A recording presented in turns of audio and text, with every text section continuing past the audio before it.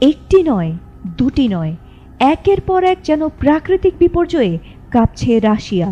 আর শুধু রাশিয়াই নয়, ধাক্কাটা লেগেছে পুরো প্রশান্ত মহাসাগরীয় অঞ্চলে। প্রশ্ন উঠেছে, এ কিসের ইঙ্গিত? নতুন কোনো ভয়াবহ বিপর্যয়ের মুখে কি দাঁড়িয়ে আছে গোটা বিশ্ব? মাত্র কয়েক সেকেন্ডের কম্পন, কিন্তু তার শক্তি ছিল এক ভয়াবহ দানবের মতো।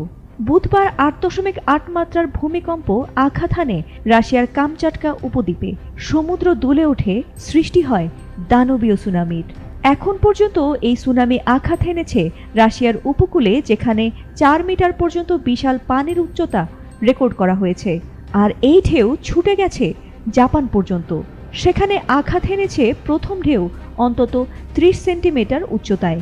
শুনে কম মনে হলেও বিশেষজ্ঞদের ভাষায় এতেই নাকি ভেসে